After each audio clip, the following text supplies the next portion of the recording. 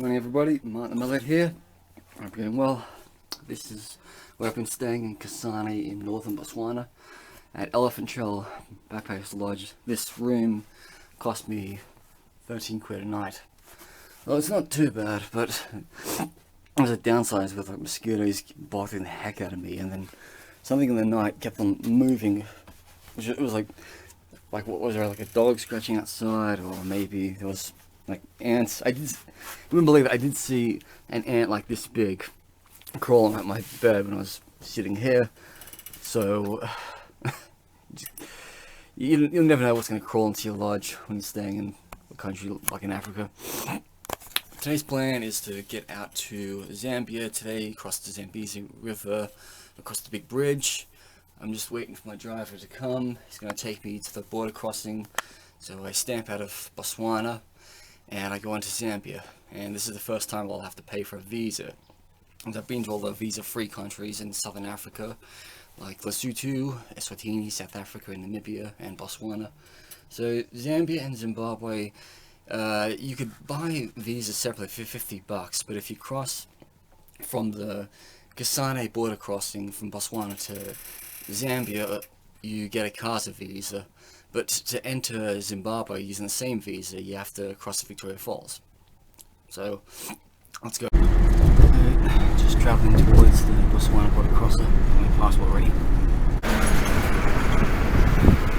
So over there, that's Namibia, Botswana, going into Zambia today, and Zimbabwe tomorrow.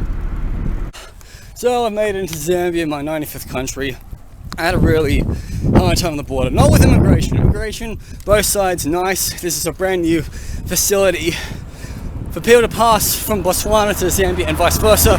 But there are just so many like touts passing it for money change in the black market, not even a taxi. And I'm like, just leave me alone, okay? This is my first time in my country. I don't need dipshits who are native here to try to, overcharge me to get to XYZ. So I made it on my own. I'm not gonna walk to Livingstone, I'm gonna be stupid, but I'm just gonna hitch a ride down to Livingstone from these petrol station nearby. Because, my US dollars are so like gold in this country. I gotta pay my accommodation US dollars, I gotta pay my activities US dollars, and then I gotta get a Zimbabwe, and that's all US dollars. So, just got myself a ride to Livingstone, and yeah, for $10, so good value.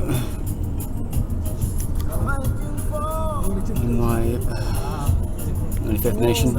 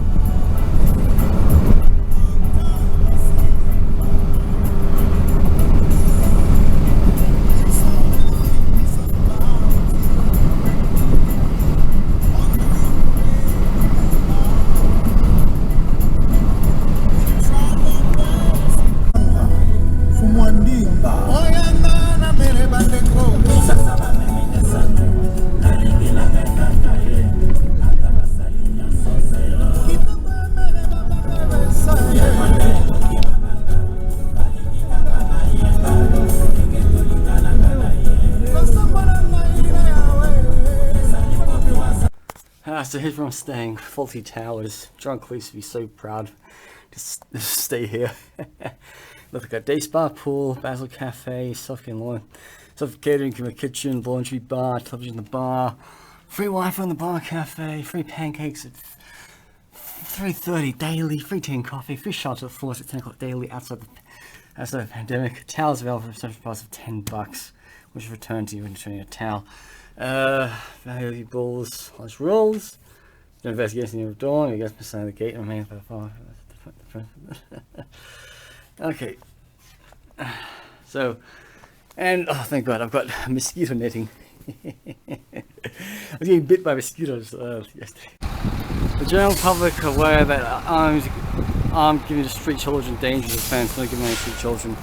So, people in Zambia are cracking down on this type of crap, which is a good thing, because you don't want to be giving money to street children and all.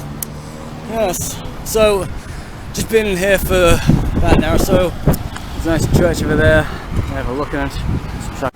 Well, I've got my swimming trousers ready for about £8. Seems a bit overpriced, but I mean that's what I'd pay back in England, I guess. I mean, you could actually buy cheaper clothing at markets, but I mean, I just went to PEP, which is like a brand, so that's all over Southern Africa. Right next to me, that's a Catholic church. I think it was built during the colonial times. Unfortunately, it's not open today. But I mean, daily mass, Sundays, what gives? So I've just been to the Livingstone Museum. It's literally like just 5% all about Dr. Livingstone, and the rest is all about Zambian history. Zambia, yes, I'm in Zambia, Martin. Yeah, a lot of stuff about Zambian history. Anyway, I've been screwed with a lot of people who try to sell me shit. Like they say, oh, where do you come from? I'm like, Islamic Emirate of Afghanistan. I'm not trying to fuck people up. Because literally, if I'm a white person and somebody comes to me and asks where I'm from, I could just make up so much bullshit. I could just say, yeah, I'm from, yeah, I'm from the Second Republic of Ireland, or I'm from Israel, or I'm from Afghanistan. You know, people just like that. Also, there was some little kid trying to bother me for cash, and I stuck to my rules and I said, sorry dude, I don't give cash to children because I'm not that stupid. Okay, so let's just not generalize that people from one continent can be scammers. I mean, I am a foreigner in this country and I am expected to be overcharged. I remember one time in the Gambia last year, I wanted to buy toothpaste. There was no price tag. The guy was trying to sell me toothpaste for like $2 or $3 American, and I'm like, dude, I'm not dumb. I paid like 50 pence for toothpaste back home, so why would I pay more? I mean, of course, yeah, it's Colgate. It is a bigger brand, but you just have to be nice to people. Just some people are just going to say, oh, where you from? And I'm like, you got a bag of something and you're trying to sell me something? I'm like, okay, I would like to buy stuff from you, but first of all, I'm a guy who doesn't believe in souvenirs. I don't buy souvenirs for any of my family. I mean, I send my nephew, Zach, and Aiden, my niece Ava, coins and notes from around the world, and that's a souvenir. But yeah, I'm not here to buy something because like I'm traveling for a whole month. I don't like having to carry stuff. That's not the purpose of, you know, why would you do a world tour and buy something and have to carry it with you until you get back home? It just seems pointless. Just one little object. I mean, me coming from England, I've left a lot of stuff behind in England, and I don't really miss, you know, my map of the world where I scratch it off. I miss photographs of my family, but I don't need that when I travel because I'm a good person. Over there, it's like a train museum of Zambia.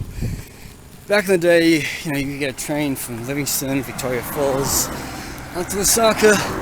But of course, the Chinese, they built a train line from Zambia to Tanzania. So, Kenneth's government, during the whole apartheid area, they were able to export their goods through Tanzania because, well, they couldn't export through Angola due to the war, and also prior to that was Portuguese rule. They didn't want to export their stuff through Botswana or Rhodesia or South Africa because of apartheid. So China helped build a train line that went from Dar es Salaam, not to Lusaka, but just to like a little town in like northern Zambia called Moshi.